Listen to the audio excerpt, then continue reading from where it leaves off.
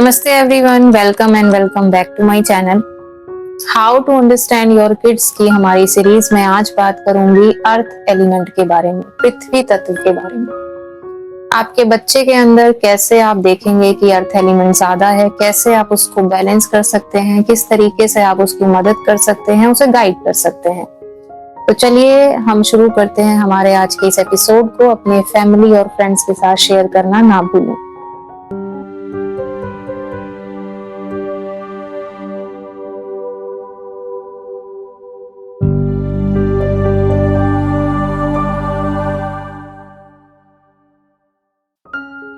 अगर मैं बात करूं अर्थ एलिमेंट यानी कि पृथ्वी तत्व, अब अर्थ का गुण धर्म क्या होता है, पृथ्वी का गुण धर्म क्या होता है कि वो एक जगह पे स्टेबल रहती है, मूवमेंट नहीं है।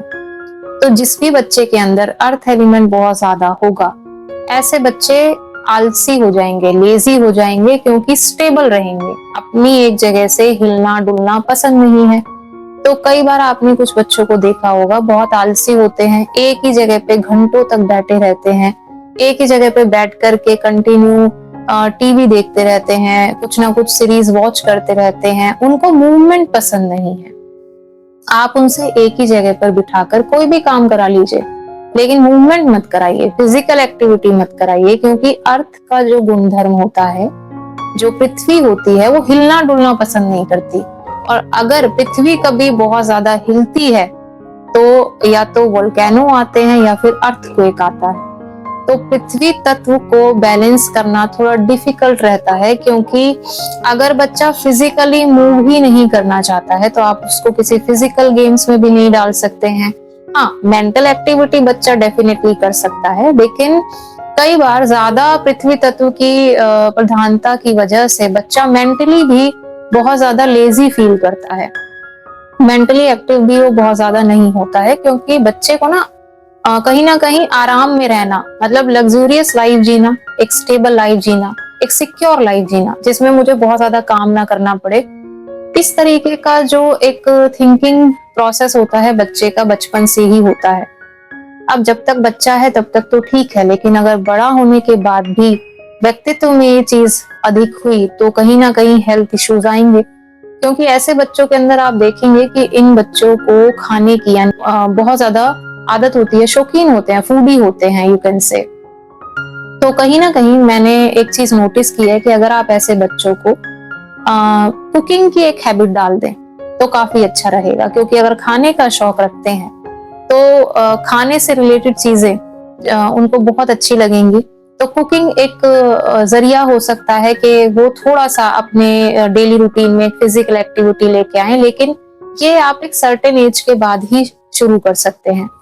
अर्थ एलिमेंट को बाकी बैलेंस करने के लिए आप क्या कर सकते हैं कि बच्चे को ब्रीदिंग एक्सरसाइज कराइए, क्योंकि वायु तत्व एक ऐसा तत्व है जो अर्थ को मूव करा सकता है। तो ब्रीदिंग एक्सरसाइज जैसे कि कपालभाति, अनुलोम विलोम, ये सब चीजें आप बच्चे को बचपन से ही कराना शुरू करिए, ताकि उसकी हेल्थ अच्छी रहे, डाइजेशन अच्छा रहे और बच्चा थोड़ा मूवमेंट करना सीखे।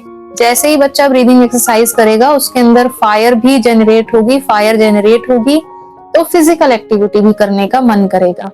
अब इसके अलावा अर्थ एलिमेंट ना बहुत ज्यादा हमें मनी माइंडेड भी बना देता है, हमें लाइफ में स्टेबिलिटी चाहिए, सिक्योरिटी चाहिए। तो एक तरीका और हो सकता है कि बच्चे को आप कुछ भी अर्न करना सिखाइए, कुछ भी आराम से मत दीजिए। इजीली अगर आपने अवेलेबल कराई कोई भी चीज जो बच्चा चाहेगा, क्योंकि बच्चे का अर्थ एलिमेंट ज्यादा है, तो उसको चाहिए कि हर चीज मुझे बेड पे मिलनी चाहिए, हर चीज मुझे अपने आप सामने से मेरे पेरेंट्स ला करके दे, मुझे कुछ ना करना पड़े। बच्चे का ये स्वभाव तो बचपन में रहेगा, तो आप बचपन से ही बच्चे को आदत डालिए कि छोटी छोटी चीजें उसको अर्न करनी है, उसको आराम से कुछ नहीं मिलेगा।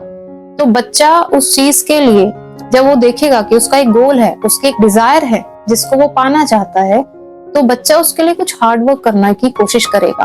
और यही एक आदत बच्चे के अंदर अगर आप डाल देते हैं तो उसको बहुत बड़ा बेनिफिट आगे जाकर के मिलेगा। ये एक तरीका है जो सच में बहुत अच्छी तरीके से काम करेगा, हेल्प करेगा सभी पेरेंट्स की। तो आप इस तरीके से छोटे छोटे गोल्स बच्चे के सामने रख सकते हैं, क्योंकि जो अर्थ एलिमेंट होता है ना, उनकी डिजायर्स बहुत होती हैं और इनके अंदर कमिटमेंट लेवल बहुत अच्छा होता है। एक बहुत पॉजिटिव बात अर्थ एलिमेंट की कि किसी चीज को अगर ठान लेंगे तो हार नहीं मानेंगे जब तक उसको अचीव नहीं कर लेते। लेकिन उस चीज के लिए उनको एक बार पुश करना पड़ता है, जगाना पड़ता है। तो आप उनके सामने उनकी डिजायर्स रखिए, उनको अचीवमेंट्स के लिए प्रोत्साहित करिए कि वो तुम्हें अचीव करना है।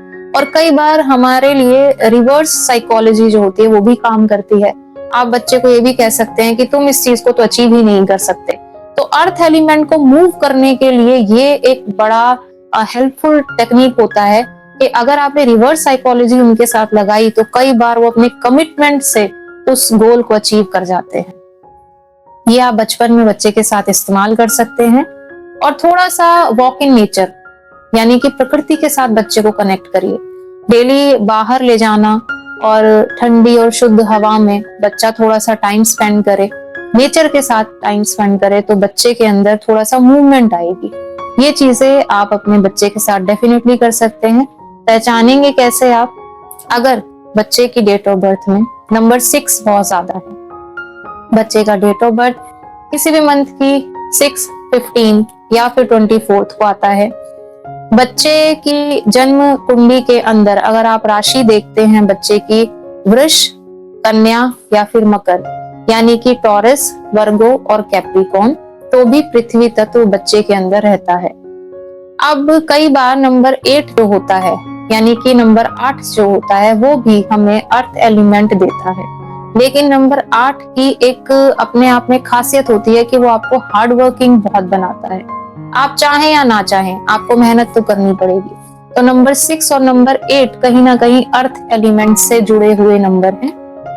दोनों का तरीका अलग अलग है। अगर नंबर 6 ज्यादा होगा तो लग्जूरियस बना देगा, आलसी बना देगा। लेकिन अगर नंबर 8 आपकी पर्सनैलिटी में ऐड हो गया तो ना चाहते हुए भी आपसे मेहनत कराएगा, यानी कि आपको जमीन से जोड़ के रखेगा। तो दोनों ही तरीके से अर्थ एलिमेंट देखा जाता है। तो ये जानकारी थी अर्थ एलिमेंट के बारे में। मैंने आप लोगों के साथ शेयर किया है about 4 elements, fire, water, air and earth.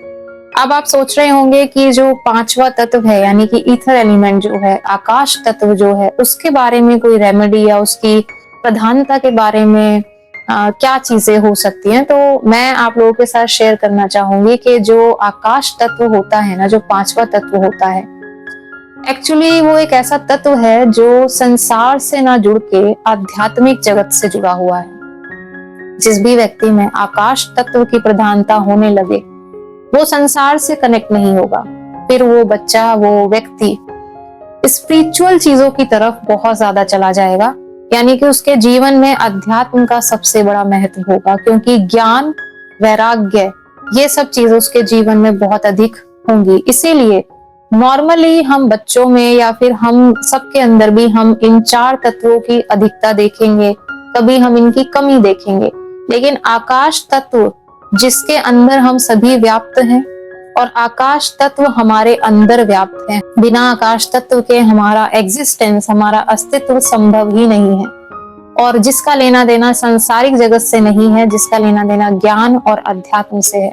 इसीलिए आकाश तत्व कई बार हम उन लोगों के व्यक्तित्व में देखते हैं जिनका डेट ऑफ बर्थ या तो नंबर 3 या फिर नंबर 7 से रूल्ड होता है, क्योंकि जुपिटर या केतु, ये 2 ही प्लैनेट ऐसे हैं जो आपको बहुत आध्यात्मिक बनाते हैं। लेकिन इसका मतलब ये नहीं है कि जिनका भी डेट ऑफ बर्थ नंबर 3 या 7 से रूल होता है वो सभी लोग ईथर एलिमेंट से रूल होंगे।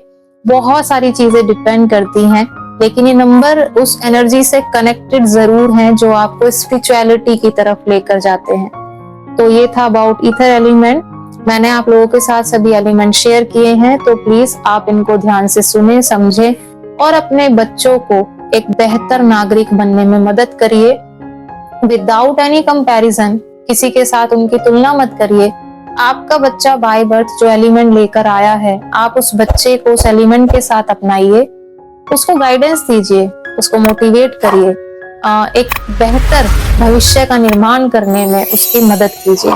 ऐसी ही यूजफुल इंफॉर्मेशन के साथ आपसे मिलूंगी हमारी नेक्स्ट वीडियो में। Till then, be grateful, be happy and choose your path with complete awareness. नमः शिवाय।